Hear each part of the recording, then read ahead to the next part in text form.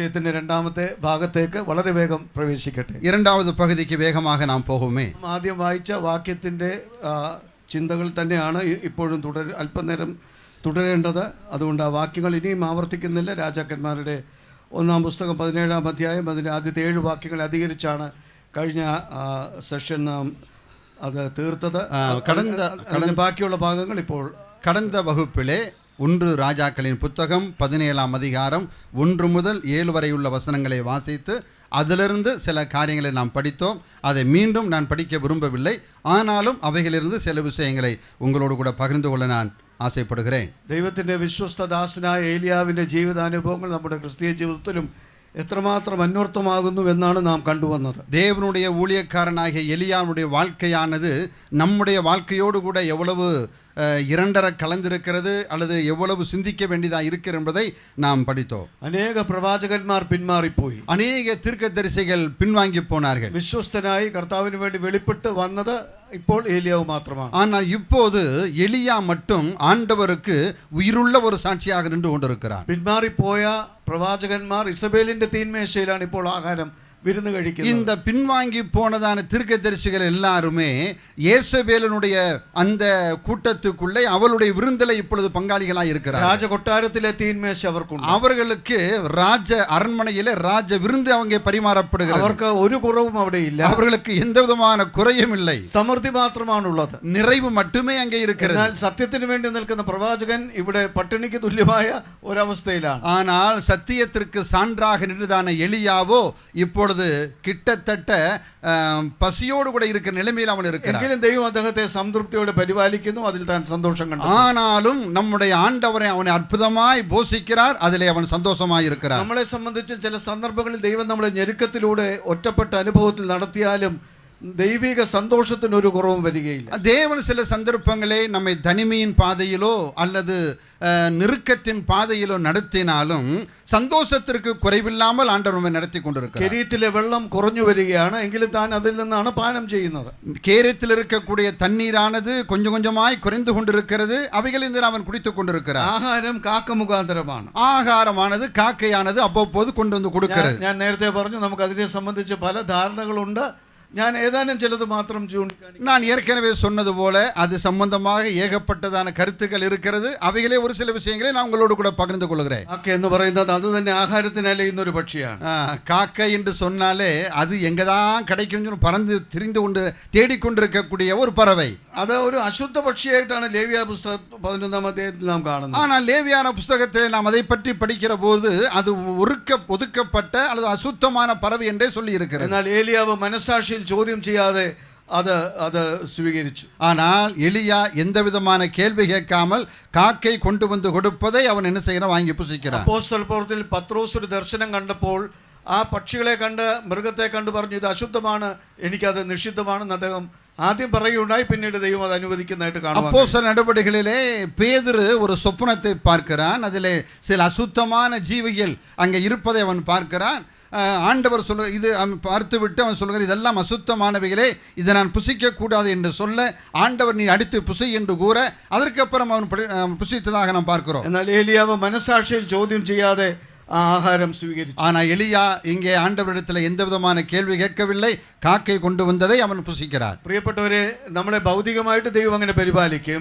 நம்முடைய உலக பிரகாரமான நிலையிலே தேவன் அவ்விதமாக நம்மை நடத்துவார். ആത്മീകമായിട്ടും ആ വിധത്തിൽ ദൈവം ചെയ്യുമെന്നുള്ളത് നാം മറന്നുപോകും. ஆவிக்குரிய நிலையிலும் தேவன் அவ்வாறே நம்மை நடத்துவார் என்பதில் எந்த விதமான சந்தேகம் இல்லை. ചില സമയത്ത് ചില ബലഹീന സഹോദരന്മാരുടെ ആലോചനയായിരിക്കും നമുക്ക് தக்க சமயத்தை துணையாயிட்டு வரும். சில சந்தர்ப்பங்களிலே நாம் யாரையெல்லாம் பலவீனமான சகோதரன் என்று நினைக்கிறோமோ அவர் மூலமாக தேவன் மிகப்பெரிய ஒரு காரியத்தை நமக்கு கற்றுக் கொடுப்பார். പ്രസംഗകൻ അല്ലാത്തൊരു വ്യക്തിയുടെ പ്രസംഗത്തിന്റെ അംശം കേട്ടാണ് പ്രസംഗങ്ങളുടെ പ്രഭുവായ C.H. സ്പർജൻ രക്ഷിക്കപ്പെട്ടത്. அதாவது பிரசங்கி என்று சொல்வதற்கு தகுதியில்லாத ஒருவருடைய பிரசங்கத்தை கேட்டுதான் பிரசங்கிகளின் பிரபுவாகிய ஸ்பர்ஜன் ஆண்டவருக்குள்ளே வந்ததாக சொல்லப்படுகிறது. പ്രസംഗകൻ വരാതെ പകരക്കാരനായിട്ടാണ് ആ വ്യക്തിക്ക് അത് അല്പം ചില കാര്യങ്ങൾ പറയേണ്ടി വന്നത്. എന്നാൽ ദൈവാത്മാവ് അവിടെ പ്രവർത്തിച്ചു. அதாவது ஏதோ ஒரு அழைக்கப்பட்ட ஒருவர் வராத காரணத்தினாலே அந்த குறிப்பிட்ட நபர் பேசுவதற்கு அனுமதிக்கப்பட்டதாகவும் அதன் மூலமாக ஸ்பர்ஜன் தொடப்பட்டதாகவும் நாம் அங்கே பார்க்கிறோம். നമ്മുടെ ആത്മീക ജീവിതത്തിലും അങ്ങനെ ചില കാക്കകളെ കൊണ്ട് ദൈവം നമ്മളെ പോഷിപ്പിക്കും. இவ்வாறாக சில காக்கைகள் மூலமாக தேவன் நம்மையும் போஷிக்கக்கூடியவராக இருக்கிறார். മനസാക്ഷിയിൽ ചോദ്യം ചെയ്യാതെ നാം ആ ശുശ്രൂഷകളെ ആദരിക്കേണ്ടതാണ്. எந்த விதமான கேள்வி கேட்காமல் அதை அப்படியே ஏற்றுக்கொள்ளக்கூடிய மனப்பக்குவம் நமக்கு தேவை. പല സന്ദർഭങ്ങളിലും നമ്മുടെ ഭൗതിക ജീവിതത്തിൽ നാം ഏലിയാവിനെ പോലെ കാക്കയെ പ്രതീക്ഷിച്ചിരിക്കുന്നവരാണ്. இந்த உலக பிரகாரமான வாழ்க்கையிலே சில சந்தர்ப்பங்களில் எலியாவை போல ஒவ்வொரு நாளும் காக்கையை எதிர்பார்த்து கொண்டிருக்கக்கூடிய அனுபவம் உள்ளவர்களாக நாம் இருக்கலாம். പല വിശ്വാസികളും എന്നോട് പറഞ്ഞ് ഞാൻ കേട്ടിട്ടുണ്ട്. பல விசுவாசிகள் என்னோடு சொல்லி இருப்பதை நான் கேட்டு இருக்கிறேன். ബ്രദറെ, വലിയ ആവശ്യങ്ങളുടെ മുഖത്താണ് ഇരിക്കുന്നത്. பெரிய தேவையோடு கூட நான் இருக்கிறேன். എന്നാൽ ഏലിയാവിന്റെ ദൈവം ജീവിക്കുന്നു. எலியாவின் தேவன் இன்றைக்கும் ஜீவிக்கிறார். തീർച്ചയായിട്ടും ജീവിക്കുന്നു. நிச்சயமா ஜீவிக்கிறார். ഏലിയാവിനെ കാക്കയെ കൊണ്ട് പോഷിപ്പിച്ചതുപോലെ എന്നെയും പോഷിപ്പിക്കുമെന്ന് ഞാൻ വിശ്വസിക്കുന്നു. அன்றைக்கு எலியாவை காக்கை மூலமாக போஷித்ததான தேவன் என்னுடைய தேவைகளை சந்திப்பதற்கு ஒரு காகத்தை அனுப்புவார். ഞാൻ പറയും, തീർച്ചയായിട്ടും അത് നല്ല വിശ്വാസമാണ്, അങ്ങനെ തന്നെ ദൈവം ചെയ്യുമെന്ന് പറയും. நான் சொன்னேன், பிரதர் உங்களுடைய விசுவாசம் மிகவும் மேலானது, அப்படியே இருக்கட்டும் என்று சொன்னேன். പലപ്പോഴും ഞാൻ ഈ ഭാഗത്തെ മറിച്ച് കാണാറുണ്ട്. இந்த பகுதியை தலைகீழாக நான் சிந்திப்பதும் உண்டு. നാം പലപ്പോഴും കാക്കയെ പ്രതീക്ഷിച്ചിരിക്കുന്നവരാണ്, നാം ഏലിയാവിന്റെ സ്ഥാനത്തുമാണ്. பல சந்தர்ப்பங்களிலே எலியா ஸ்தானத்திலே நாம் இருந்து கொண்டு ஒவ்வொரு நாளும் காக்கையை நாம் எதிர்பார்த்து கொண்டிருக்கிறோம். நாம் எത്ര நேரம் காக்கைയുടെ സ്ഥാനത്ത് നമ്മൾ ചിന്തിച്ചിട്ടുണ്ട്. ஆனால் எத்தனை சந்தர்ப்பங்களிலே காக்கையினுடைய ஸ்தானத்தில் நின்று நாம் சிந்தித்திருக்கிறோம். எத்தனையோ ஏலியாக்கன்மார் நமக்காய் காத்திருக்குന്നുണ്ട്. எத்தனையோ எலியாக்கள் நமக்காக காத்திருக்கிறார்கள். நாம் காக்கையை பிரதீட்சிச்சிருக்கிறவராണ്. நாம் எல்லாரும் காக்காவை எதிர்நோக்கி கொண்டிருக்கிறோம். நம்மைയാണ് അവിടെ காக்கையாയിട്ട് ഉദ്ദേശിക്കുന്നത്. ஆனால் இங்கே தேவன் நீங்களும் நானும் ஒரு காக்காவாக இருக்க வேண்டும் என்று எதிர்பார்க்கிறார். ഭൗതിക മാത്രമല്ല പറയുന്നത്, நான் பூமிக்குரிய காரியங்களை மட்டும் சொல்லவில்லை, ആത്മീകമായ താലന്തുകളും ഉപയോഗിക്കണം എന്നുള്ളതിനെ കുറിച്ചാണ് ഞാൻ പറയുന്നത്. ஆவிக்குரிய தாளந்துகளையும் இந்த விதத்தில் நாம் பயன்படுத்த வேண்டும் என்று தேவன் விரும்புகிறார். അനേക ദൈവമക്കൾ നമ്മളെ പ്രതീക്ഷിച്ചിരിക്കുന്നവരുണ്ട്. நம்மை எதிர்நோக்கி இருக்கக்கூடிய அநேக தேவனுடைய பிள்ளைகள் இருக்கிறார்கள். സുവിശേഷം അറിഞ്ഞിട്ടില്ലാത്തവർ നമ്മളിൽ നിന്ന് സുവിശേഷം കേൾക്കേണ്ടതായിട്ടുണ്ട്. சுவிசேஷம் இதுவரைக்கும் கேள்விப்படாதவர்கள் நம் மூலமாக சுவிசேஷத்தை கேட்பதற்காக அவர் எதிர்பார்த்து கொண்டிருக்கிறார்கள். അനേകരെ പോഷിപ്പിക്കാനുള്ള കാക്കകളാണ് നാം ഓരോരുത്തരും. அநேகருடைய பசியை போக்கக்கூடிய காகங்களாக நீங்கள் நானும் இருக்கிறோம். ആ ഉത്തരവാദിത്വം നമ്മുടെ ഓർമ്മയിലേക്കും എൻ്റെ ഓർമ്മയിലേക്കും ഞാൻ ഇപ്പോൾ കൊണ്ടുവരുന്നു. அந்த சிந்தனையை இப்போ நான் என் மனதிலே வந்தது, அது உங்களோடு கூட நான் பகிர்ந்து கொண்டேன். കാക്കയെന്ന് തന്നെ അത് തന്നെ ആവശ്യത്തിലിരിക്കുന്ന ഒരു വ്യക്തിയാണ്. காக்கையை பொறுத்தமட்டில் அதற்கே தேவையோடு கூட இருக்கிறது. അത് മറ്റൊരാൾക്കുള്ളതിൽ വിശ്വസ്തത പുലർത്തി. ஆனால் தன்னுடைய தேவைகள் நிறைய இருந்தும் கூட மற்றவர்களுக்கு கொடுக்கக்கூடிய விஷயத்திலே அது உண்மையுள்ளதாக இருந்தது. നാം മറ്റുള്ളവരിൽ ആത്മീയവും ഭൗതികമായ വിഷയങ്ങളിൽ விசுவஸ்தத புலர்த்தணும் എന്നുള്ള പാഠം. நீங்களும் நானும் ஆவிக்குரிய நிலையிலே மற்றவர்களுக்கு கொடுக்கின்ற விஷயத்திலே உண்மையுள்ளவர்களாக இருக்க வேண்டும் என்கிற ஒரு பாடத்தை இதன் மூலமாக நாம் கற்றுக்கொள்கிறோம். எலியாவிലേക്ക് നമുക്ക് மடங்கி വരാം. எலியாவுக்கு மீண்டுமாக நாம் வரலாம். കെരീലത്തിലെ പരിപാലനത്തിൽ ഏലിയാവിന്റെ മനോഭാവമാണ് നാം ഇനി ചിന്തിക്കുവാൻ പോകുന്നത്. அங்கே கேரித்தாற்றையில் இருந்து கொண்டிருக்கக்கூடிய எலியாவினுடைய மனநிலையை பற்றி நாம் சிந்திக்க போகிறோம். പ്രശംസിക്കാൻ ഒന്നുമില്ലാത്ത ഒരു പരിപാലന, அதாவது பெருமை பாராட்டுவதற்கு ஒன்றுமே அங்கே இல்லை. വളരെ ബലഹീനമായ പരിപാലനം, மிகவும் எளிமையான ஒரு பராமரிப்பு. അവിടെ ഏലിയാവിന്റെ മനോഭാവം നമുക്ക് അനുകരിക്കാൻ പറ്റുന്നതാണ്. அங்கே எலியாவினுடைய அந்த மனநிலையை நாம் அனைவரும் பின்பற்ற வேண்டியவர்களாக இருக்கிறோம். ஒரு அர்த்தத்தில் പറഞ്ഞ ஒரு சாட்சி പറയാൻ പോലും കൊള്ളത്തില്ല ഈ പരിപാലനം. அதாவது சொல்ல போனால் ஒரு சாட்சியாக சொல்லக்கூட முடியாத நிலையில் இருக்கிறது. വലിയ വലിയ കാര്യങ്ങളാണെങ്കിൽ സാക്ഷ്യം പറയുന്നതിനകത്ത് ഒരു വെയിറ്റ് ഉണ്ട്. பெரிய பெரிய காரியங்களை சாட்சியாக சொன்னால் கேட்பவர்களுக்கு அது மிகப்பெரிய ஒரு விஷயமா இருக்கும். എന്നാൽ ഏലിയാവിന്റെ മനോഭാവം വളരെ അനുകരണീയമാണ്. ஆனால் எலியாவுடைய மனநிலை மிகவும் எளிமையான நிலையில் இருந்தது. ഞാൻ ഈ പ്രവാചകൻ എങ്ങനെ കാണുന്നു എന്നുള്ളത് എനിക്കിപ്പോൾ വാക്കുകൊണ്ട് വിവരിക്കുവാൻ കഴിയില്ല. இந்த எலியா அந்த நேரத்தில் எப்படி இருந்திருப்பான் என்று சொல்லுவதற்கு நான் வார்த்தை இல்லாமல் தவிக்கிறேன். ഒന്ന്, അളവിൽ പരിമിതി ഉണ്ടായി, പക്ഷേ ഏലിയാവ് തൃപ്തനായിരുന്നു. அங்கே கொடுக்கப்பட்ட அளவு குறைவாக இருந்தது, அதிலே அவன் திருப்தியுள்ளவனாக இருந்தான். അളവിൽ പരിമിതി ഉണ്ടെങ്കിലും നാമും തൃപ്തരായിട്ട് ജീവിക്കുവാൻ ദൈവം ஆண்டவர் நமக்கு கொஞ்சம் கொடுத்தாலும் அதிலே பரிபூர்ண திருப்தியுள்ளவராக இருக்க வேண்டும் என்று ஆண்டவர் நமக்கு படிப்பிக்கிறார். രണ്ട്, ദൈവത്തിന്റെ സർവാധിപത്യം താൻ പൂർണ്ണമായി അംഗീകരിച്ചു. அங்கே தேவனுடைய அந்த சர்வ அதிகாரத்தை அவன் மனப்பூர்வமாக ஏற்றுக்கொள்ளக்கூடியவனாக இருந்தான். ദൈവം നൽകിയത് കുറച്ചേ ഉള്ളെങ്കിലും താൻ ആമേൻ എന്ന് പറഞ്ഞു. தேவன் கொடுப்பது கொஞ்சமாக இருந்தாலும் அது போதும் என்று அவன் சொன்னான். കാരണം ആര് തരുന്നുവെന്നുള്ളതല്ല, ആരയക്കുന്നുവെന്നുള്ളതാണ് വിഷയം. யார் கொடுத்தா எது கொடுக்கப்பட்டது என்பதல்ல, யார் கொடுத்தது என்றுதான் இங்க முக்கியமான விஷயமா இருக்கிறது. അതിലേക്ക് ഞാൻ ഒടുവിൽ വരുമെന്ന് ഞാൻ വിചാരിക്കുന്നു. அதுக்கு நான் கடைசியில் வருவேன் என்று അതുകൊണ്ട് எதிர்பார்க்கிறேன். രണ്ടാമതായി ദൈവത്തിന്റെ സർവാധിപത്യം അംഗീകരിച്ചു. அங்கே தேவனுடைய சர்வ அதிகாரத்தை அவன் ஏற்றுக்கொள்ளக்கூடியவனாய் இருந்தான். മൂന്നാമതായി തന്റെ പ്രവാചക ശുശ്രൂഷയുടെ ഉത്സാഹത്തിൽ താൻ മടുത്തുപോയില്ല. அவனுடைய அந்த தீர்க்க தரிசன ஊழியத்தில் ஒரு நாளும் அவன் சோர்ந்து போகவில்லை. നാം നമ്മുടെ ശുശ്രൂഷയിൽ മടുത്തുപോയെന്ന് பல சந்தர்ப்பங்களிலே நாம் நமக்கு கொடுக்கப்பட்ட ஊழியங்களிலே பொறுப்புகளிலே சோர்ந்து போய் விடுகிறோம். ശിഷ്യന്മാർ പോലും പറഞ്ഞു ഞങ്ങൾ എല്ലാം വിട്ട് അനുഗമിച്ചിട്ടും എന്തോ കുറവുള്ളതുപോലെ അവർ ഒരിക്കൽ சீசர்கள் கூட ஒரு சந்தர்ப்பத்தில் நம்ம ஆண்டவரிடத்தில் கேட்டார்கள், நாங்கள் எல்லாவற்றையும் விட்டு உம்மை பின்பற்றி வந்தோமே, எங்களுக்கு என்ன தருவீர்? ഞാൻ ചിലപ്പോൾ ചിന്തിക്കും ഈ സ്ഥാനത്ത് യോന പ്രവാചകനായിരുന്നെങ്കിലോ. நான் இப்படி யோசித்து பார்ப்பேன், இந்த இடத்திலே யோனாவாக இருந்தா என்ன இருந்திருக்கும், எப்படி இருந்திருக்கும்? ദൈവത്തെ നാം എല്ലാം ഭയത്തോടാണ് കാണുന്നത്. தேவனை நாம் மிகவும் பயபக்தியோடு கூட நாம் பார்க்கிறோம். ഒരു പ്രത്യേക സാഹചര്യത്തിൽ യോനയോട് ദൈവം ചോദിച്ചു. ஒரு குறிப்பிட்ட சந்தர்ப்பத்திலே தேவன் யோனாவை பார்த்து கேட்கிறார். ஆவணக்கு உணக்கிய சந்தர்ப்பத்தில் அந்த ஆமனுக்கு செடி உலர்ந்து போயிட்டு காய்ந்து போனதல்லவா, அந்த நேரத்திலே ചോദിച്ചു, നീ കോപിക്കുന്നത് വിഹിതമാണോ? ദൈവം ചോദിച്ചു. ஆண்டவர் அவனை பார்த்து கேட்கிறார், நீ கோபப்படுவது நியாயமா? നമ്മളാണ് ദൈവത്തെ ഭയത്തോടെ കാണും. എല്ലാ പ്രവാചകന്മാരും അങ്ങനെയാണ് കാണുന്നത്. நாம் எல்லாரும் எல்லா தீர்க்கதரிசிகளும் ஆண்டவர் என்று சொன்னால், தெய்வம் என்று சொன்னால் பயப்படுவார்கள். யோனா പറയുന്ന மறுபடி എന്നെ അത്ഭുതപ്പെടുത്തിയിട്ടുണ്ട്. ஆனால் அங்கே யோனா சொன்னதான அந்த பதிலானது என்னை ஆச்சரியப்பட வைத்தது. யோனா ദൈവത്തോട് ചോദിക്കുന്ന ഏകദേശം ഇങ്ങനെയാണ്. கிட்டத்தட்ட யோனா இப்படியாக ஆண்டவரிடத்திலே சொல்கிறான், ഞാൻ കോപിക്കുന്നത് വിഹിതമോ എന്നോ? நான் கோபிப்பது நியாயம் இல்லை என்றா? എന്നോടാണോ ചോദ്യം? ஏன்டா கேட்கிறீங்க?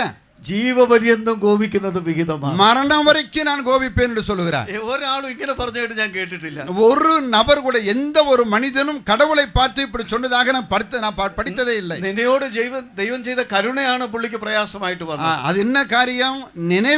நினைவை பட்டணத்தின் மீது ஆண்டவர் பாராட்டின இரக்கம் தான் அவனுக்கு பிரச்சனை. ഞാൻ നിനവയോട് പോയി പ്രസംഗിക്കും, നിങ്ങൾ മുടിഞ്ഞു പോകുമെന്ന്. நான் நினைவோடு கூட நினைவை பட்டணம் மக்களை பார்த்து சொன்னேன், நீங்கள் எல்லாரும் அழிந்து போவீர்கள் என்று. അവർ മാനസാന്തരപ്പെടുമ്പോൾ ദൈവമേ നീ കരുണ കാണിക്കും. அவர்கள் மனம் திரும்பினார்கள், நீர் கருணை காண்பித்து விட்டீர். പ്രസംഗിച്ച ഞാൻ കള്ളനായി. இப்ப நான் பிரசங்கம் பண்ணின நான் இப்ப பொய்யனாகி விட்டேன். രക്ഷിക്കപ്പെട്ടാൽ പ്രസംഗിക്കുന്ന ആൾ എങ്ങനെയാണ് കള്ളനായി തീരുന്നത്? ஒரு ஆள் ரட்சிக்கப்படுவதனாலே ஒரு பிரசங்கித்தவன் எப்படி அவன் கள்ளனாக பொய்யனாக மாறுவான்? യോന പറഞ്ഞതുപോലെ സംഭവിച്ചില്ലെങ്കിൽ ഉള്ള പ്രയാസമായിരുന്നു. யோனா சொன்னது நடக்கவில்லை என்பதுதான் அவனுக்கு பிரச்சனை இப்போது. അതുകൊണ്ട് പറഞ്ഞു, ഞാൻ ജീവപര്യന്തം കോപിക്കുന്ന വിഹിതം. அவன் சொல்ற, நான் சாகு வரைக்கும் மரண வரைக்கும் நான் கோபிப்பேன். ദൈവത്തോട് ഇങ്ങനെ പറഞ്ഞതായിട്ട് ആരും കണ്ടിട്ടില്ല. தேவனோடு கூட இப்படி சொன்ன எந்த ஒரு நபரை நாம் பார்க்கவே முடியாது. யோனா இങ്ങനെ പറഞ്ഞാണ്, എനിക്ക് കോളറിൽ പിടിച്ച് പറഞ്ഞു, എനിക്ക് എന്റെ ശുശ്രൂഷയാണ് വലുത്. எங்க அவர் சொல்ல, எனக்கு என் ஊழியம் தான் முக்கியம் என்று சொல்லி இருப்பார். എനിക്ക് ആൾക്കാരുടെ മുമ്പിൽ ഒരു ഇമേജ് ഉണ്ട്. எனக்கு ஜனங்கள் மத்தியில எனக்குன்னு ஒரு பேர் இருக்கிறது. എനിക്ക് ഒരു സ്റ്റാറ്റസ് ഉണ്ട്. எனக்கென்று ஒரு ஸ்தானம் இருக்கிறது. அது முழுவதும் ഇപ്പോൾ തീർന്നു. ஆனா இப்போ நீர் செய்த செயலினாலே என் பேரு மான எல்லாமே இப்போ ஒண்ணுமில்லாம போச்சு. ഈ സ്ഥാനത്ത് യോനയായിരുന്നെങ്കിൽ എന്തെല്ലാം പറഞ്ഞേനെ. இந்த இடத்துல யோனாவாக இருந்திருந்தா என்னவெல்லாம் சொல்லி இருப்பார். സാധാരണ നമുക്കറിയാം, പഴയ നിയമത്തിൽ ഈ സമ്മാനം കിട്ടുമ്പോൾ പഴയ നിയമത്തിൽ സമ്മാനങ്ങൾ, பழைய ஏற்பாட்டு காலத்திலே இந்த சில பொருட்கள், அதாவது பரிசுகளை வாங்குகிற போது അതിന് ചില വിധങ്ങളുണ്ട്. அதுக்கு சில முறைகள் இருக்கிறது. അത് കൊണ്ടുവരുന്ന വിധം കാണുമ്പോൾ അറിയാം എത്രമാത്രം മാന്യത അതിലുണ്ടെന്ന്. அதை கொடுக்கும் போது அது எவ்வளவு மதிப்பிற்குரியது என்று நமக்கு தெரியும். ഒട്ടകച്ചുമട് വരും ചിലത്. ഒട്ടകച്ചുമട് ஒட்டகத்தின் மூலமாக கொண்டு வந்து கொடுப்பது. വലിയ ആളെ கொடுப்பது பெரிய ஆளு. കിട്ടുന്ന ആളെ മാനിക്കുന്നുണ്ട്. அந்த அளவுக்கு கொடுக்கப்படுகிற அந்த மனிதனை அவர்கள் மதிக்கிறார்கள். അത്ര ഇല്ലെങ്കിൽ കഴുതച്ചുമടുണ്ട്. அதுபோல சில பேருக்கு வந்து வெகுமதிகள் வந்து கழுதை மூலமாக கொண்டு வந்து கொடுக்கப்பட்டது. ഒട്ടകച്ചുമട് അല്ലെങ്കിൽ കഴുതച്ചുമട് വലിയ കുഴപ്പമില്ല. ஒட்டகத்தை விட கழுதையானது கொஞ்சம் குறைவாக இருந்தாலும் பரவாயில்லை. യോനയ്ക്കാണെങ്കിൽ ഇത് രണ്ടുമാണെങ്കിൽ അദ്ദേഹത്തിന് ഉൾക്കൊള്ളാൻ കഴിയും. இது ரெண்டு போல இருந்தா கூட யோனாவாலே ஓரளவுக்கு தாங்கிக் கொள்ள முடிந்திருக்கும். ഇത് ഒരു കാക്ക അല്ലെങ്കിൽ ഒരു പരുന്ത്, അത് കൊണ്ടുവന്നാൽ എത്ര കൊണ്ടുവരും? இங்க பார்த்தா ஒரு காக்கா. இந்த காக்கா கொண்டு வந்து கொடுத்தா எம்புட்டு கொண்டு வந்து கொடுத்துருக்கோம். എന്നെ കളിയാക്കാൻ വേണ്ടി തന്നെ ഇതിനെ പറഞ്ഞു വിട്ടിരിക്കുന്നു. என்ன கேவலப்படுத்துறதுக்காகவே இப்படி கொடுத்து அனுப்பியிருக்கிறார். ഒരു സാക്ഷ്യം പോലും പറയാൻ എനിക്ക് ഒക്കില്ല. இதை ஒரு பெருமையாய் சொல்லுவதற்கு கூட எனக்கு வழி இல்லை. നാളെ ഇനി പലരും പ്രസംഗിക്കും. நாளைக்கு நாலு பேர் பேசுவாங்க, ഇദ്ദേഹത്തിന് ഒരു ഒട്ടകച്ചുമടും കിട്ടിയില്ല, ഒരു കഴുതച്ചുമടും കിട്ടിയില്ല. இவனுக்கு போஷிக்கிறதுக்கு ஆண்டவர் ஒட்டகத்தை அனுப்பல, ஒரு கழுதையை அனுப்பல, ഒരു കാക്കയുടെ കയ്യിൽ കാക്കയുടെ കൂടിൽ കൊടുത്തയച്ചു. ஒரு காக்கா வாயில் திருண்டு ஆகாரத்தை கொடுத்து அனுப்பினார். നമ്മൾ ആ സ്ഥാനത്ത് ചിന്തിച്ചാൽ നമുക്ക് പ്രയാസം വരും. அந்த இடத்துல இருந்த நாமும் சிந்தித்தால் நமக்கும் சில கஷ்டங்கள் வரத்தான் செய்யும். വാസ്തവം പണ്ട് എം.ഇ. ചെറിയാൻ സാർ ഒരിക്കൽ പ്രസംഗിച്ച് കേട്ടിട്ടുണ്ട്. மறைந்த எம்.இ. செரியன் அவர்கள் ஒரு இப்படியாக பிரசங்கம் பண்ணியிருக்க நான் கேட்டிருக்கிறேன். ബൈബിൾ സ്കൂളിൽ ഗ്രാജുവേഷൻ കഴിഞ്ഞ് സമ്മാനം കൊടുക്കും. பைபிள் ஸ்கூல் முடித்து அந்த படித்து போகக்கூடிய மாணவர்களுக்கு சில வெகுமதிகளை கொடுப்பார்கள். ഒരു 12 പേരുള്ള ഒരു ബാച്ച് ഉണ്ടായിരുന്നു. அந்த 12 பேர் உண்டதான ஒரு டீம் அங்கே இருக்கிறது. ഒന്നാം സമ്മാനത്തിന്റെ പേര് വിളിച്ചു. முதலாவது நபருடைய பெயர் சொல்லப்பட்டது. അവൻ വരുന്ന വരവ് ഭയങ്കര ഗംഭീരനായിട്ട് அவன் அப்படி வரும்போது பார்த்தீங்கன்னா அப்படி கெட்டப்பா அப்படி நெஞ்ச நிமிர்த்தி வருகிறார். രണ്ടാമത്തവനും വലിയ കുഴപ്പമില്ലാതെ, இரண்டாவது வரக்கூடியவனுக்கும் அதே மாதிரி அப்படி நெஞ்ச நிமிர்த்தி வருகிறார். മൂന്നാമത്തവനും വലിയ പ്രശ്നമില്ലാതെ, மூன்றாவது வரக்கூடியவனும் பரவாயில்லை. പിന്നെ ഓരോരുത്തരും വന്നപ്പോ പതുക്കെ പതുക്കെ വന്ന് വാങ്ങിച്ചോണ്ട് പോകും. ஆனா அதுக்கப்புறம் வருந்தவங்க பூரா பார்த்தீங்கன்னா என்னத்தாச்சும் கொடுத்தா போதும் அப்படின்னு சொல்லிட்டு என்ன செஞ்சா வாங்கி கொண்டு போனார்கள். 12ാമത്തെ வரை வந்து காணேண்டது. ஆனா இந்த கடைசியில 12வது இடத்துல இருந்திருப்பான்ல, அவன் வந்து வாங்கும் போது அவனுடைய நடப்பு எப்படி இருக்கும் என்பதை நாம் சிந்தித்து பார்க்க வேண்டும். தலையெல்லாம் குனிஞ்ச சைடு கூட வந்து தட்டி பறிச்சுകൊണ്ട് ஒரு போக்காണ്. அப்படியே தலையை குனிச்சுக்கிட்டு ஓரமா வந்து அப்படியே பிடிக்கிட்டு போனான். എല്ലാ രംഗങ്ങൾക്കും അതിൻ്റെതായിട്ടുള്ള ഒരു മാന്യതയുണ്ട്. எல்லா சூழ்நிலைக்கும் ஒரு மதிப்பு இருக்கிறது. ഏലിയാവ് വേണമെങ്കിൽ ശുശ്രൂഷയിൽ തളർന്നു പോകാമായിരുന്നു ആ കാഴ്ചയിൽ. இந்த காட்சியை பார்த்து விட்டு வேண்டுமானால் எலியா சோர்ந்து போய் இருக்கக்கூடிய வாய்ப்பு இருக்கிறது. അദ്ദേഹം ദൈവത്തിന്റെ സർവാധിപത്യത്തെ അംഗീകരിച്ചു. ஆனால் தேவனுடைய சர்வ அதிகாரத்தை அவன் அங்கீகரித்தார். ഉത്സാഹത്തിൽ ഒട്ടും മടുത്തില്ല. கொஞ்சம் கூட அவனுடைய உற்சாகமானது குறையவில்லை. എന്റെ ദൈവം, என்னுடைய தேவன் മരുഭൂമിയിൽ മേശ ഒരുക്കുന്നവനാണെന്നുള്ള സത്യത്തെ வனாந்தரத்திலே பந்தியை ஆயத்தப்படுத்தக்கூடிய ஒரு தேவன். സാധാരണ നിലയിൽ നിന്നും, சாதாரண நிலையிலிருந்து വ്യത്യസ്തമായ ഒരു പരിപാലനം ദൈവമേ നീ എനിക്ക് നൽകിയല്ലോ, ദൈവത്തിന് സ്തോത്രം. மிக வித்தியாசமான நிலையில் நீர் என்னை பராமரிக்கிறீரே, உமக்கு ஸ்தோத்திரம். ദൈവം നമ്മൾ നൽകുന്ന താഴ്ചയിൽ നാം സന്തോഷിക്കുക പ്രിയപ്പെട്ട. ஆண்டவர் நம்மை எவ்வளவு தூரத்துக்கு எளிய முறையிலே கொண்டு போனாலும் அதிலே நாம் சந்தோஷம் உள்ளவர்களாக இருக்க வேண்டும். എനിക്ക് വളരെ ഇഷ്ടമുള്ള ഒരു പുസ്തകമാണ് രൂത്തിന്റെ പുസ്തകം.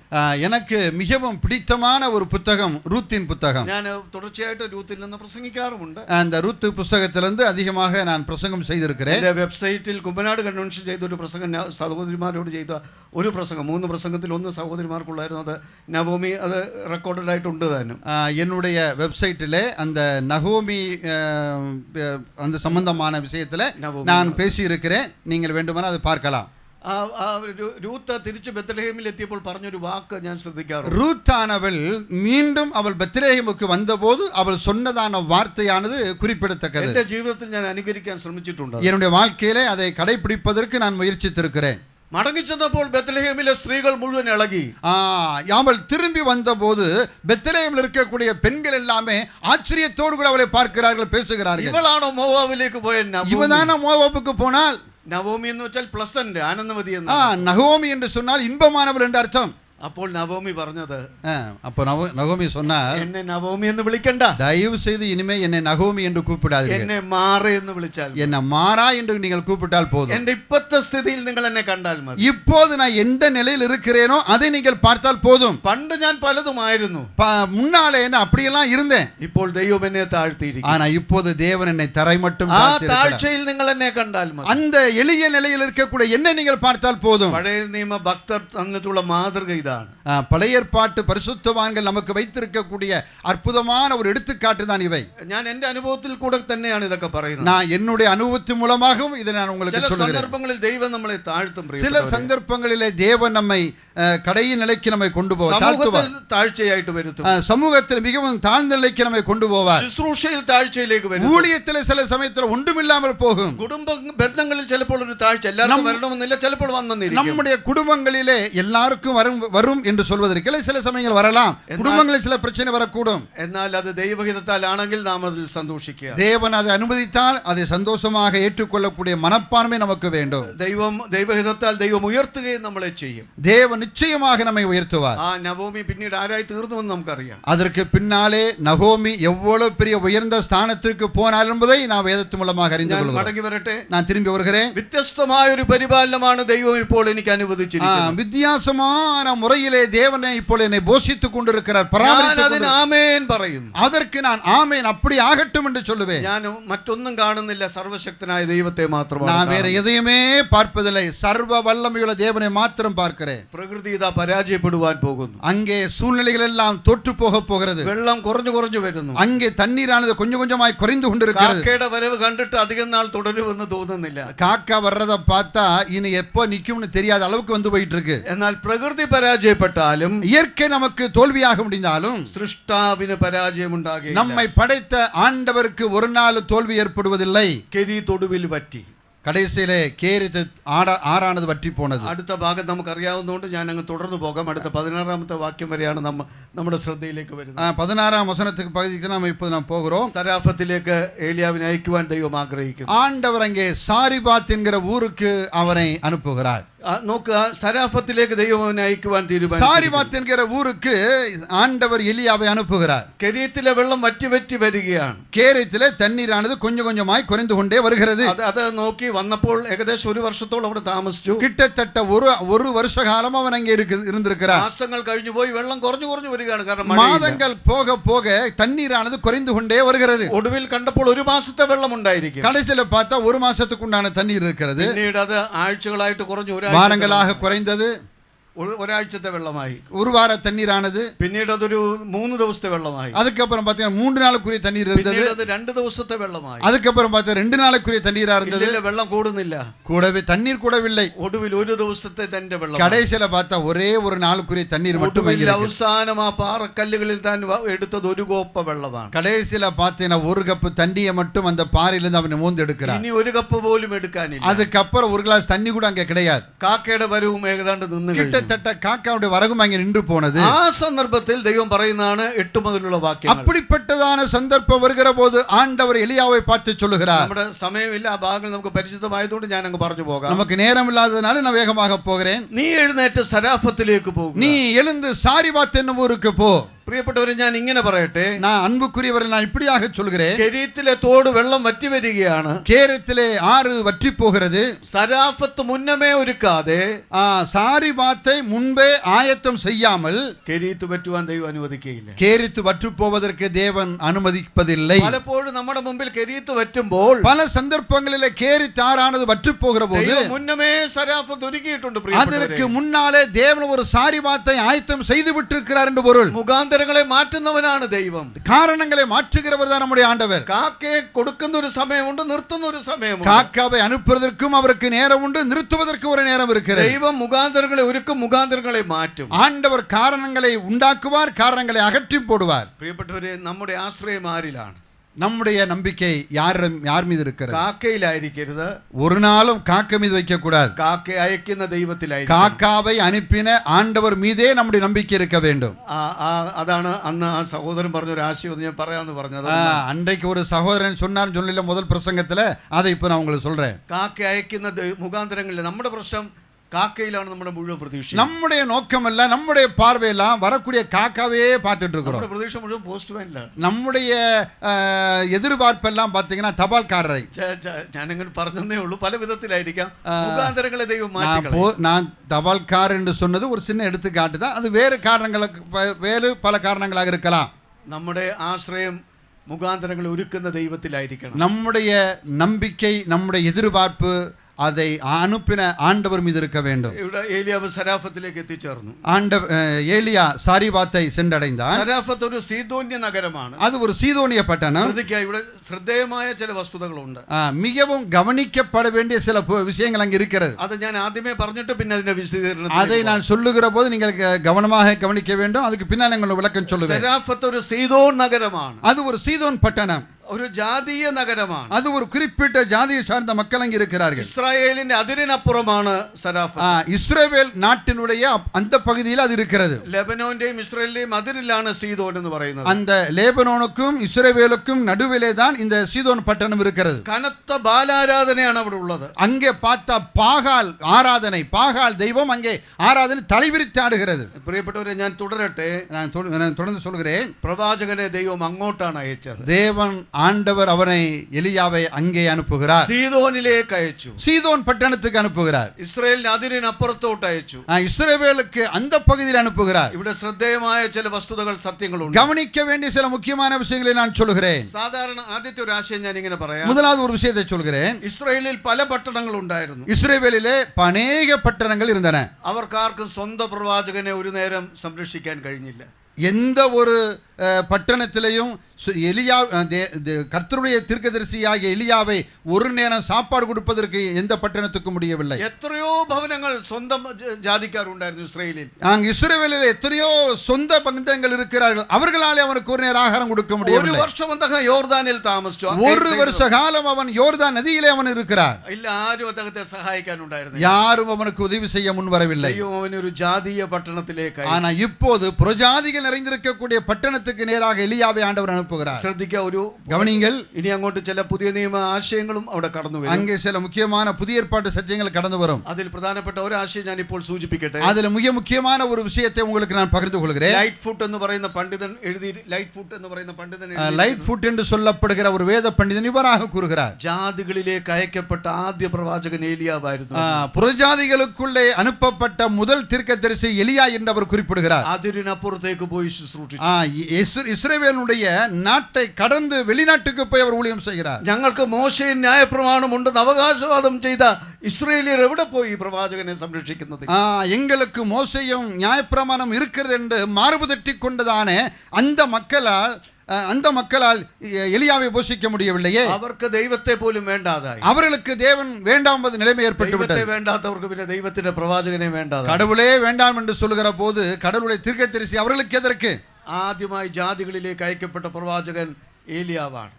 முதலாக புறஜாதிகள் மத்தியிலே அனுப்பப்பட்ட தீர்க்கதரிசி எலியாவாக இருக்கிறார். പുതിയ നിയമത്തിൽ ആരാണ് ആദ്യം പോയത്? புதிய ஏற்பாட்டிலே முதலாக புறஜாதிகள் மத்தியிலே ஊழியத்திற்காக போன நபர் தீர்க்கதரிசி യേശു ക്രിസ്തുവാണ് ആദ്യം പോയത്. இயேசு கிறிஸ்து தான் புறஜாதி இடத்துக்கு போகிறார். വളരെ സന്തോഷിപ്പിച്ച ഒരു വാക്കാണ് അതിരിനപ്പുറത്തേക്ക് ക്രിസ്തു പോയെന്ന് പറയുന്നത്. என்னை மிக மிக அதிகம் சந்தோஷிப்பித்ததான ஒரு விஷயம்தான் சொந்த நாட்டை விட்டு வெளிநாட்டிற்கு ஊழியத்திற்காக அந்நிய ஜாதி இடத்திலே போகிறார். ഈ സോരിലേക്ക് പോയപ്പോഴാണ് ഒരു കനാന്യ സ്ത്രീ വന്ന് അവനോട് അവളുടെ മകളെ സൗഖ്യമാക്കണമെന്ന് പറഞ്ഞു.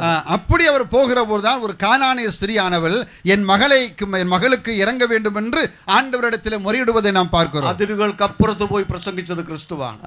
எல்லைக்கு அந்த பகுதியிலே போய் சுவிசேஷம் அறிவித்தவர் நம்முடைய கர்த்தராகிய இயேசு கிறிஸ்து. പിന്നീട് പൗലോസിനെ ജാതികളുടെ അപ്പോസ്തലനാക്കി ദൈവം. அதுக்கு பிற்பாடு அப்போஸ்தலனாகிய பவுலை புறஜாதிகளுக்கு சுவிசேஷம் அறிவிக்கும்படிக்கு தேவன் தெரிந்து கொண்டார். ഇതാണ് എഫേസ്യ ലേഖനത്തിൽ പറയുന്ന മർമ്മം എന്ന് പറയുന്നത്. அதைத்தான் எபேசியருக்கு நிருபத்திலே ரகசியம் என்கிற வார்த்தையினாலே அப்போஸ்தலனாகிய பவுல் அதை சொல்லுகிறார். ജാതികളും സുവിശേഷത്തിന് കൂട്ടവകാശികളായി തീരും. புறஜாதிகளும் சுவிசேஷத்திற்கு இணங்குகிறார்கள். വാസ്തവത്തിൽ ആ മർമ്മം ആരംഭിക്കുന്നത് ഏലിയാവിന്റെ ആ യാത്രയിൽ നിന്നും அந்த ரகசியம் முதலாக வெளியே கொண்டு வந்தது எலியா தீர்க்கதரிசி. അങ്ങനെ വലിയൊരു പ്രത്യേകത ആ ഭാഗങ്ങൾക്കുണ്ട്. அவ்வளவு முக்கியமான சில விஷயங்கள் இந்த பகுதியிலிருந்து நாம் கற்றுக்கொள்கிறோம். വാസ്തവത്തിൽ അങ്ങനെ ഏലിയ അവിടെ ചെന്നു. எலியா இப்போது சாரிபாத்துக்கு போனான். ഇസ്രായേലിലെ ബാലാരാധന ഇസബേൽ മുഖാന്തരമാണ്. இஸ்ரவேலிலே பாகாலை ஆராதிக்கக்கூடிய அந்த சூழ்நிலை வருவதற்கு காரணம் அங்கே இருக்கக்கூடிய യേസബേൽ என்று சொல்லப்படுகிற ஆகாபினுடைய மனைவி. ഇസബേൽ സോറിൽ നിന്ന് ആഹാബ് கல்யாணம் കഴിച്ച സ്ത്രീയാണ്. ഇസബേൽ സോറിൽ നിന്ന് വന്നിട്ടുള്ളവളാണ്. அந்த യേസബേൽ என்று சொல்லப்படுகிறவள் தீரு என்று சொல்லப்படுகிற பகுதியிலிருந்து அவள் திருமணம் செய்து கொண்டு வரப்பட்டவள். യേസബേൽ எலியாவை கொலை செய்வதற்காக அவள் திட்டமிடுகிறாள். ഏലിയാവിനെ ശത്രുവിന്റെ നാട്ടിൽ ദൈവം സംരക്ഷിക്കുന്നു. ஆனால் எலியாவை காப்பாற்றுவதற்காக ஆண்டவர் சத்துருக்களுடைய இடத்துக்கு என்ன செய்றார்? அங்கே அனுப்புகிறார். இசபேலிന്റെ നാട്ടിലാണ് ഇപ്പോൾ ഏലിയാവിനെ സംരക്ഷിക്കുന്നത്. இஸ்ரவேலிന്റെ நாட்டிലാണ് ஏலியாவின் இயேசுவேல் இருக்கக்கூடிய அந்த நாட்டிலேயே ஆண்டவர் தம்முடைய ஊழியக்காரனை பாதுகாக்கிறார். ശത്രുവിന്റെ നാട്ടിലാണ് ദൈവം ഇപ്പോൾ ദൈവദാസനെ സംരക്ഷിക്കുന്നത്. சத்துரு நிறைந்திருக்கக்கூடிய அந்த பட்டணத்திலே தேவன் தம்முடைய ஊழியக்காரனாய் எலியாவை பாதுகாக்கிறார். നമുക്കിപ്പോൾ ചില ആത്മീക പുതിയ നിയമ സത്യങ്ങൾ നമുക്ക് വെളിവായി വരും. இங்கே சில ஆவிக்குரிய சத்தியங்கள், புதிய ஏற்பாட்டு சத்தியங்கள் நமக்கு இங்க மூலமாக நாம் அறிந்து கொள்ள முடியும். നമ്മെ ദൈവം ശത്രുവിന്റെ നാട്ടിലാണ് സംരക്ഷിച്ചിരിക്കുന്നത്. நம்மையும் ஆண்டவர் சத்துருக்கு நிறைந்த இடத்திலே தான் வைத்து நம்மை போஷித்து வருகிறார். ഈ ലോകം സാത്താന്റെ അധീനതയിലാണ്. இந்த உலகமானது சத்துருவாய சாத்தான் கையிலே கொடுக்கப்பட்டிருக்கிறது. അവിടെ ദൈവം നമ്മെ സൂക്ഷിക്കുന്നു. இங்கே வைத்து ஆண்டவர் நம்மை பாதுகாத்து வருகிறார். യേശു ക്രിസ്തുവിന്റെ മധ്യസ്ഥ പ്രാർത്ഥനയിലും അതുണ്ട്. ஆண்டவராகிய இயேசு கிறிஸ்துவினுடைய அந்த மத்தியஸ்த ஜெபத்திலே இந்த விஷயம் இடைப்பட்டிருப்பதை நீங்கள் பார்க்க முடியும். എന്റെ പ്രിയപ്പെട്ടവരെ, ദുഷ്ടൻ തൊടാതെ സൂക്ഷിക്കണമെന്ന് കർത്താവ് പറയുന്നുണ്ട്. தனக்கு வேண்டப்பட்ட அல்லது தான் நேசிக்கக்கூடிய அன்பு சீசர்களை சத்துருவாய சாத்தான் தொடாதபடி நீர் அவர்களை காத்துக்கொள்ள வேண்டும் என்று ஆண்டவர் ஜெபிக்கிறார். അതുപോലെ ഏലിയാവിന്റെ കണ്ണിൻ മുമ്പിൽ കെരീത്ത് പറ്റി, പക്ഷേ സരാഫത്ത് മുന്നമേ ഒരുക്കിയിരുന്നു. எலியாவுடைய கண்களுக்கு முன்பாக கேரித் ஆறானது வற்றி போனாலும் அதற்கு முன்பாக ஆண்டவர் சாரிபாத்தை அங்கே ஆயத்தம் செய்திருந்தார். ദൈവം നമുക്ക് വേണ്ടി ഏറ്റവും നല്ലതൊന്ന് മുന്നൊരുക്കിയെന്ന് നാം വായിക്കുന്നു. ஆண்டவர் நமக்காக ஏற்கனவே முன் ஆயத்தம் செய்து வைத்திருப்பதை நம்மாலே புரிந்து கொள்ள முடியும். അതാണ് കർത്താവായ യേശു ക്രിസ്തു മുഖാന്തരമുള്ള രക്ഷ. அதுதான் ஆண்டவராகிய இயேசு கிறிஸ்து மூலமாக கிடைக்கக்கூடிய மிகப்பெரிய ஒரு ரட்சிப்பு. ആരെങ്കിലും ക്രിസ്തുവിനെ രക്ഷിതാവായി കാണാത്തവർ ആരെങ്കിലും വന്നിട്ടുണ്ടെങ്കിൽ അവരും കർത്താവിനെ രക്ഷിതാവായി സ്വീകരിക്കേണ്ടത് ആവശ്യമാണ്. இங்கே அமர்ந்திருக்கிறவர்களில் யாராவது இதுவரைக்கும் கர்த்தராகிய இயேசு கிறிஸ்துவை தன்னுடைய சொந்த இரட்சகராக ஏற்றுக்கொள்ளாதவர்கள் நீங்கள் இருப்பீர்களானால் நீங்கள் ஆண்டவரை ஏற்றுக்கொள்ளும்படியான அற்புதமான ஒரு சந்தர்ப்பம் உங்களுக்கு கொடுக்கப்படுகிறது. ഇനി ശ്രദ്ധിക്കുക, என்னை கவனியுங்கள். ഇവിടെ ഒരു വിധവയുടെ അടുക്കലേക്ക് ഏലിയാവിനെ അയക്കുന്നു. ஆண்டவர் இங்கே ஒரு ஏழை விதவை வீட்டிற்கு அனுப்புகிறார் எலியாவை. കാക്ക മാറി ഇപ്പോൾ വിധവയായി. இப்ப காக்கா போச்சு, விதவை இப்போ பார்க்கிறோம். ഒരു കണക്കിന് അതിലും കഷ്ടമാണ് ഈ വിധവയുടെ കാര്യം. காக்காவை விட கஷ்டமான காரியம் விதவை இடத்துல போய் சாப்பிடுவது. വിധവ ഒരു ദരിദ്രയായ വിധവ. அவளை பற்றி வேதம் சொல்லுகிறது அவ ஏழை விதவை என்று சொல்லி இருக்கிறது. നോക്കുക, ദരിദ്രയായ ഒരു വിധവ, ஏழை விதவை. ദൈവം ബലഹീനവും നികൃഷ്ടമായത് തെരഞ്ഞെടുത്തു എന്ന് നാം വായിക്കുന്നു. அதாவது பலகீனதையும் அவமானம் அற்பமாய் எண்ணப்பட்டதையும் தான் தேவன் நமக்கு தெரிந்து கொள்கிறார். ഒരു നിലയിൽ പറയുന്നത് ദൈവത്തിന്റെ മഹത്വം വെളിപ്പെടുത്താനാണ്. இவைகள் மூலமாக தேவன் தம்முடைய நாமத்தை மகிமைப்படுத்துவதற்காக செய்கிறார். അവിടെ ക്രൂശിനെ കുറിച്ചാണ് പറയുന്നത്. அங்கே சிலுவையை பற்றி தான் சொல்கிறார். ക്രൂശ് അത് മഹത്വമായി നമുക്ക് പിന്നീട് തീർന്നു. அதற்கு அப்புறம் சிலுவை நமக்கு மகிமையாக மாற்றப்படுகிறது. ക്രൂശ് ഒരു നിന്ദ്യ സ്ഥാനമായിരുന്നു, അത് പ്രശംസാ വിഷയമായിട്ട് ഇന്ന് തീർന്നു. அவமான சின்னமாய் எண்ணப்பட்டதான அந்த சிலுவையானது பிற்காலத்திலே போற்றப்படக்கூடிய ஒரு சின்னமாய் மாறினது. ഈ വിധവ ദരിദ്രയായിരുന്നു.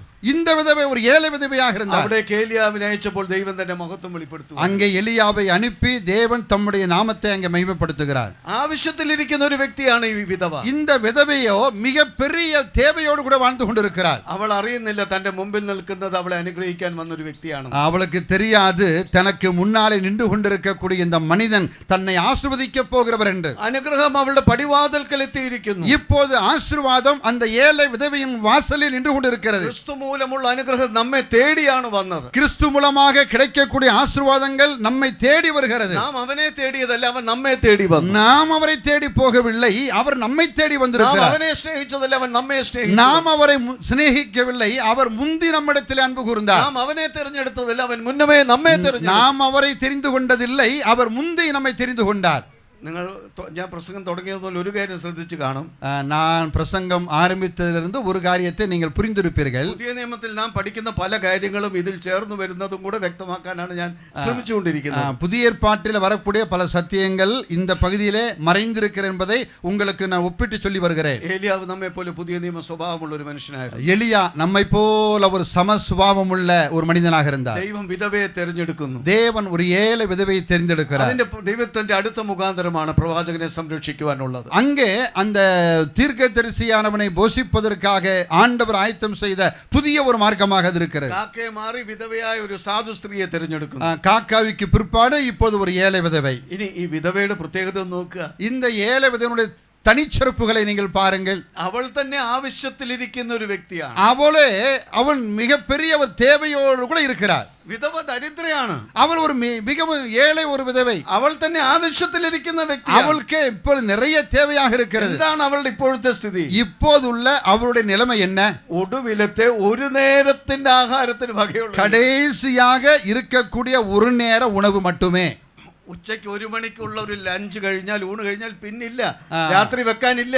மதியான சாப்பாட்டுக்கு பின்னால ஒரு துளி உணவு கூட அங்கே இல்லை. നമുക്ക് ഇന്ന് വൈകിട്ട് കൊണ്ട് തുടർച്ചയായിട്ട് ഇനിയുള്ള ദിവസം. ஆனால் நமக்கு உச்சைக்கு மதியானம் இருக்கிறது, ராத்திரிக்கு தொடர்ச்சியாக இருக்கிறது. ഈ സ്ത്രീക്കില്ല. അന്ന് ഉച്ചയാണെങ്കിൽ അന്ന് അവസാനത്തെ சாப்பாடாണ് കയ്യിലുള്ളത്. ஆனால் இந்த ஏழை விதவையான இந்த ஸ்திரீக்கு இருக்கக்கூடிய உணவு என்பது கடைசி நேரத்து உணவு. ഒടുവിലത്തെ ഒരു നേരത്തെ ആഹാരത്തിന് മാത്രം വകയുള്ള ഒരു വ്യക്തി.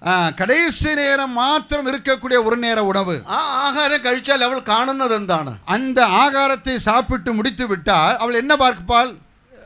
മലയാളത്തിൽ ശൂന്യത എന്ന് പറയും, വാക്യൂം എന്ന് പറയും. ശൂന്യതയാണ്, ഒരു വാക്യൂമാണ് കാണുന്നത്. ஒன்றுமில்லை, வெற்றிடத்தை தான் அவள் பார்க்க வேண்டும். ഞാൻ അത് ഒരു പടി കൂടെ കടന്നു പറയും. நான் ஒரு படி கூட மேலாக சொல்லுவேன். ശൂന്യത മാത്രമല്ല കാണുന്നത്, அவள் வெற்றிடத்தை மட்டும் பார்க்கவில்லை, മരണമാണ് കാണുന്നത്. அவள் மரணத்தை பார்க்கிறாள். പട്ടിണി മരണമാണ് കാണുന്നത്. இந்த സാപ്പിട്ടதுக்கு பிற்பாடு பட்டினியாய் கிடந்து சாவதைத்தான் பார்க்கிறாள். ഒന്നുമില്ല, அதுக்கு பிற்பாடு ஒன்றுமே இல்லை. അല്പം മാവ് കൊണ്ടുള്ള ആഹാരം ഉണ്ടാക്കുവാനുള്ള വിറകു പറക്കാൻ പോകുന്ന ஒரு பிடி மாவு மாத்திரம் இருக்கிறதை சமைப்பதற்காக விறகு விறக்கி கொண்டிருக்கிறாள். അത് കഴിഞ്ഞ് കാണുന്നത് ശൂന്യത അല്ലെങ്കിൽ മരണമാണ്. அதுக்கு அப்புறம் அவள் பார்ப்பது வெற்றிடம் இல்லாவிட்டால் மரணம். അവളെ കാത്തിരിക്കുന്നത് മരണമാണ്. அவளை மரணமானது எதிர்நோக்கி காத்திருக்கிறது. ആ സ്ത്രീയുടെ അടുക്കിലേക്ക് ഇതാ ഒരാൾ വന്നിരിക്കുന്നു. ஆனால் அந்த ஏழை விதவையை தேடி ஆண்டவர் வந்திருக்கிறார். ആരാണെങ്കിലും പറഞ്ഞു, മനുഷ്യ വല്ല ദൂരെ വല്ലതും പോ, എന്റെ മുമ്പിൽ നിൽക്കരുതെന്ന് പറഞ്ഞു. வேற யாராவது இருந்தா இப்படி சொல்லி இருப்பார், ஓ மனுஷனே முதல்ல இந்த அங்கிட்டு போயா என்று சொல்லி இருப்பார்கள். ഇവൾ ഭക്തിയായ ഒരു സ്ത്രീയാണ്. ஆனா இவ்வளவு தெய்வ பயமுள்ள ஒரு ஸ்திரீ. ശ്രദ്ധിക്കുക പ്രിയപ്പെട്ടവരെ, அன்புக்குரியவர்களை கவனியுங்கள். ഞാൻ എന്റെ പ്രസംഗത്തിൽ കൂടെ കൂടെ ശ്രദ്ധിക്കുക എന്ന് പറയും. நான் என்னுடைய பிரசங்கம் செய்து கொண்டிருக்கிற போதே கவனியுங்கள் கவனியுங்கள் என்று சொல்லுவேன். അതിന്റെ അർത്ഥം അത് അങ്ങനെ പറയുന്നത് നിങ്ങൾ ഒരുപക്ഷെ ശ്രദ്ധിച്ചു കാണും. ഇപ്പോൾ நான் அப்படி சொல்லுவதை நீங்கள் கவனித்திருப்பீர்கள் என்று நான் நம்புகிறேன். അതിന്റെ അർത്ഥം നിങ്ങൾ ശ്രദ്ധിക്കുന്നില്ല എന്നുള്ളതല്ല. அதனுடைய பொருள் நீங்கள் கவனிக்கவில்லை என்று பொருள் அல்ல. ചില ആശയങ്ങൾ വളരെ കൃത്യമായി നമ്മുടെ ഉള്ളിലേക്ക് വരേണ്ടതുണ്ട്. சில விஷயங்கள் அப்படியே ஆணித்தரமாக உங்கள் மனசிலே பதிய வேண்டும் என்பதற்காக. നമുക്കറിയാം, നമ്മുടെ കൊച്ചു കുഞ്ഞുങ്ങൾക്ക് അമ്മമാർ ചോറ് കൊടുക്കുമ്പോൾ, நம்முடைய பிள்ளைகளுக்கு தாய்மார்கள் உணவூட்டுகிற போது പ്ലേറ്റിൽ ഒരു 10 ഉരുള ഉരുട്ടി വെക്കും. ஒரு 10 உருண்டைய தட்டில் என்ன செய்வாங்க, உருட்டி வைப்பார்கள். ഇവൻ തോളത്ത് കിടന്ന് നല്ല ഉറക്കമായിരിക്കും. இவனா நல்ல தோல்ல கிடந்து நல்லா தூங்கிட்டு இருப்பான். എന്നാൽ അമ്മയ്ക്ക് ഇതവനെ കഴിപ്പിച്ചേ പറ്റുകയുള്ളൂ. இவனுக்கு எப்படியாச்சும் இந்த உணவை கொடுத்து தான் ஆகணும். അവനെ തട്ടി വിളിക്കും, മോനെ താണ്ട് ഈ ഒരു ഉരുള ഇത് കഴിച്ചിട്ട് നീ ഉറങ്ങിക്കോ.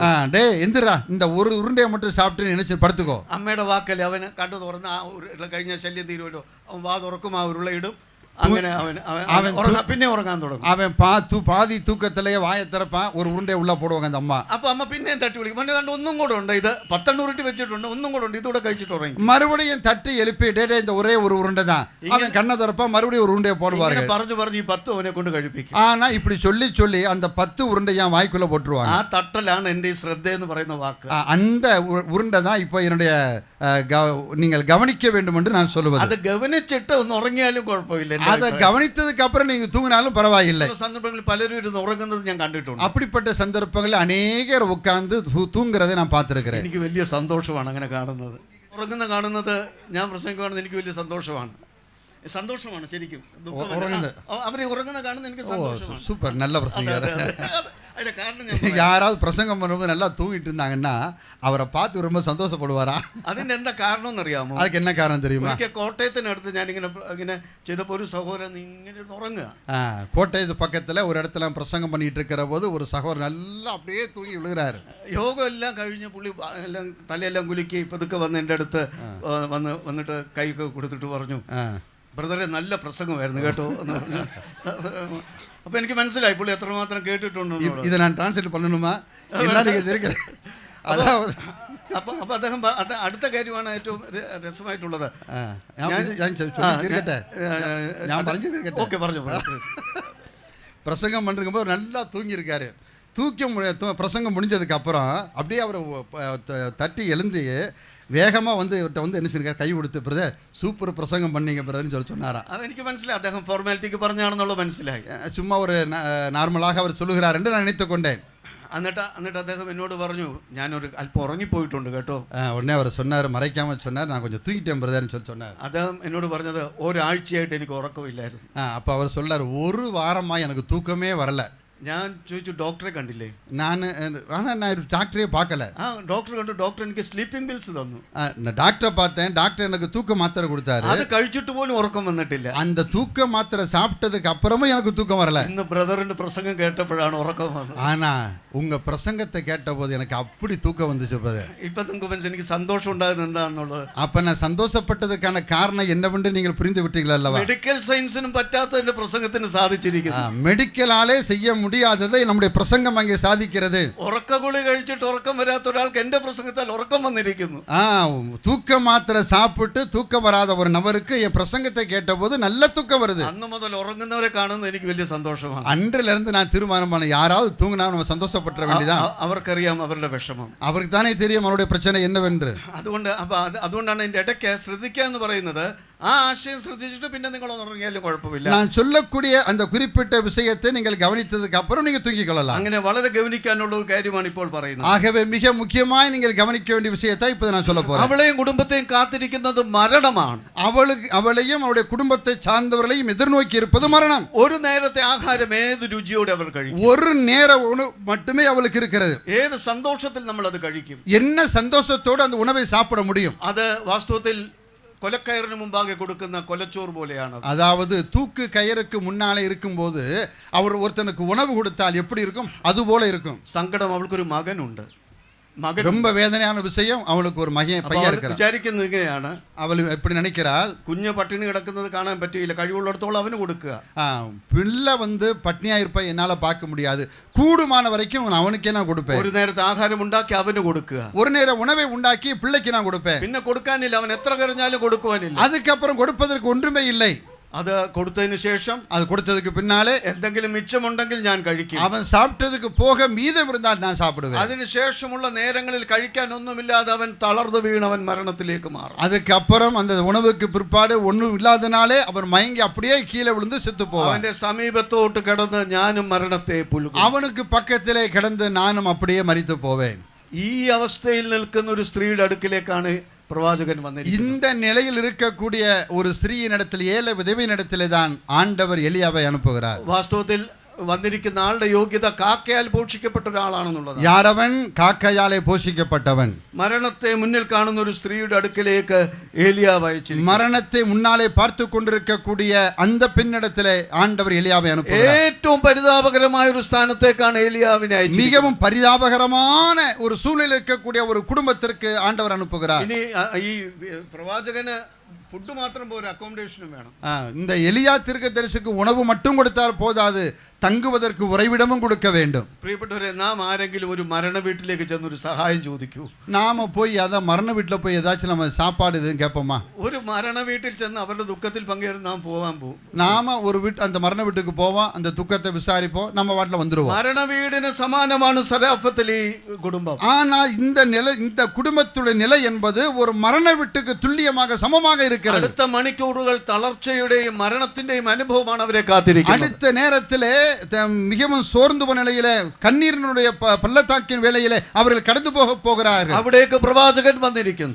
இதோ தீர்க்கதரிசி அங்கே வந்திருக்கிறான். ആഹാരം മാത്രം പോരാ, அவனுக்கு உணவு மட்டும் போதாது, താമസിക്കാൻ സ്ഥലവും, அவனுக்கு தங்குவதற்கான இடத்தையும் அவர்கள் ஆயத்தம் செய்ய வேண்டும். വലിയ പ്രയാസകരമായ ഒരു അന്തരീക്ഷമാണ്. மிக மிக பிரச்சனையான ஒரு சூழ்நிலையாக இருக்கிறது. ദൈവഭക്തിയായ വിധവയായിരുന്നു. ஆனால் தேவனுக்கு பயந்த ஒரு விதவையாக இருந்தாள். ഔദാര്യമതിയാണ്. அவள் தாராளமாய் கொடுக்கக்கூடியவளாக இருந்தாள். പ്രവാചകൻ വെള്ളം ചോദിച്ച ഉടൻ അവൾ ഒരു തർക്കവും പറഞ്ഞില്ല. அவள் எலியா தீர்க்கதரிசி ஒரு கலசம் தண்ணீர் தாய் என்று கேட்டபோது எந்த விதமான மறுப்பும் தெரிவிக்காமல் போகிறாள். അത് എടുക്കുവാൻ വേണ്ടി പോയപ്പോഴാണ് പ്രവാചകൻ പറഞ്ഞത് അല്പ ആഹാരം കൂടെ വേണം. அதை எடுப்பதற்காக போகிற போதுதான் எலியா தீர்க்கதரிசி சொல்கிறார், வரும்போது ஒரு அப்பமும் சுட்டு கொண்டு வா. ആദ്യ അവസരം നാം നഷ്ടപ്പെടുത്തരുത്.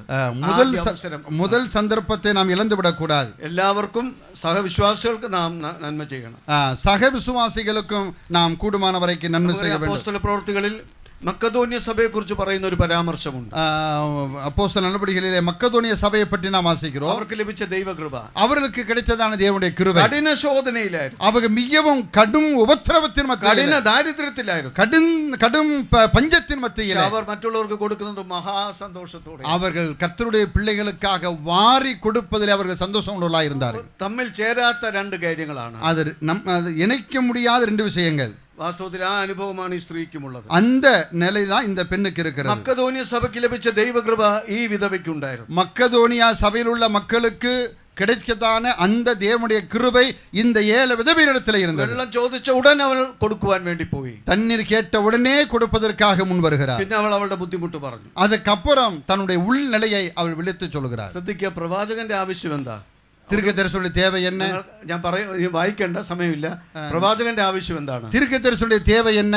ആദ്യം ആർക്ക് വേണം? അവളുടെ കയ്യിൽ ഒരു അല്പം അപ്പത്തിനുള്ള ആഹാരമേ ഉള്ളൂ, അവൾക്കും കുഞ്ഞിനും. ஒரு அப்பம், ஒரு பிடி மாவு மட்டுமே அவ கையில் இருக்கிறது. നമ്മളാണെങ്കിൽ പറയും, நாமெல்லாம் என்ன சொல்லுவோம்? സഹോദരി കഴിച്ച അധികം ഉണ്ടെങ്കിൽ കുറച്ച് എനിക്ക് കൂടെ കൊണ്ടുപോകും, അത് മര്യാദയാണ്. நம்ம மரியாதையா நம்ம சொல்லுவோம், நீங்க சாப்பிட்டுட்டு ஏதாவது மிச்சம் மீதி இருந்தா எனக்கு ஒரு சின்ன ஒரு இது கொண்டு வாங்க. ഒരു മര്യാദ എന്ന് പറയുന്നത് அதுதான் நம்ம மரியாதை என்று சொல்லுவோம். അതുവരെ കാണാത്തൊരു വീട്ടിൽ കയറി ചെന്നിട്ട് நாம முன்பின் தெரியாத ஒரு இடத்துல போயிட்டு. പ്രവാചകൻ പറയുന്നത് അങ്ങനെയല്ല. ஆனா தீர்க்கதரிசி அப்படி சொல்லவில்லை. ആദ്യം എനിക്ക് കൊണ്ടു, முதல்ல சுட்டு எனக்கு கொண்டு வா, ആദ്യം എനിക്ക് കൊണ്ടുവാ, முதல்ல எனக்கு கொண்டு வா. അതാണ് വിധവയുടെ പരീക്ഷയായി തീർന്നത്. அதுதான் இந்த ஏழை விதவைக்கு வந்ததான சோதனை. ആദ്യം ഇദ്ദേഹത്തിന് കൊടുത്താൽ, முதலாவது இவனுக்கு கொடுத்தால் എന്റെ மகന് വേണ്ടി ആർ കരുതും? என் மகனுக்கு யார் கொடுப்பார்? വളരെ പ്രധാനപ്പെട്ട ഒരു ആശയമാണ്. இது மிக முக்கியமான ஒரு விஷயமா இருக்கிறது. വാസ്തവത്തിൽ എന്റെ മകന് വേണ്ടി ഇനി ആർ കരുതും? என் மகனுக்காக யார் கொடுப்பார்கள்? പ്രവാചകൻ ആവശ്യപ്പെടുന്നത് ആദ്യം എനിക്ക് കൊണ്ടുവാ.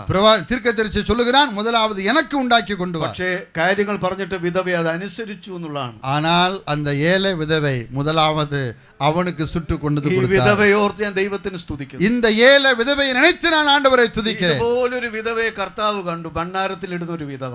இதுபோல ஒரு ஏழை விதவையை ஆண்டவர் ஆலயத்திலே கண்டார். അവളുടെ അന്നത്തെ കൂലി മുഴുവൻ ഭണ്ഡാരത്തിൽ, அவ கையில என்ன சொத்து இருந்துச்சோ அந்த சொத்து முழுவதையும் கொண்டு வந்து കർത്താവ് പറഞ്ഞു അവളുടെ ഉപജീവനം മുഴുവൻ അവിടെ ഇട്ടു. அவளுடைய சொத்து முழுவதையும் அவன் போட்டு விட்டார். അതിനെന്ത് വില കൽപ്പിക്കുന്നു കർത്താവ്? அதற்கு என்ன விலை கொடுக்கிறார்? അവൾ ഇട്ടത് കേവലം ഒരു നാണയമല്ല, அவள் கொடுத்தது வெறும் 2 காசு அல்ல, ആ 2 കാശിലുപരി അവളുടെ ജീവിതമാണ്. அவளுடைய வாழ்க்கையவே அவள் கொடுக்கிறார். ഒരു ദിവസത്തെ ആഹാരമാണ്, ஒரு நேரம் ஒரு நாளுக்குரிய உணவை கொடுக்கிறார். മുഴുവനായി ദൈവത്തിന് വേണ്ടി முழுவதுமாக ஆண்டவருக்காக சமர்ப்பிக்கிறார். അതുപോലെ തന്നെയാണ് ഈ വിധവയും ചെയ്തത്. அந்த விதவை போலதான் இந்த விதவையும் 2 കാശിന് തുല്യമായ ആഹാരം പ്രവാചകന് വേണ്ടി കൊടുക്കുന്നു. 2 காசுக்கு நிகரான உணவை இப்பொழுது எலியாவுக்கு கொடுக்கிறார். വിധവയുടെ സമ്പൂർണ്ണമായ അനുസരണം, விதவையினுடைய பரிபூர்ணமான கீழ்ப்படிதல். ഒരിക്കൽ കർത്താവെന്ന് സ്വർഗത്തിൽ നിന്ന് പറഞ്ഞു കാണും, ஒருவேளை ஆண்டவர் பரலோகத்திலே சொல்லி இருப்பார், സ്ത്രീയെ നിന്റെ വിശ്വാസം വലുത്, ஸ்திரியே உன் விசுவாசம் பெரியது.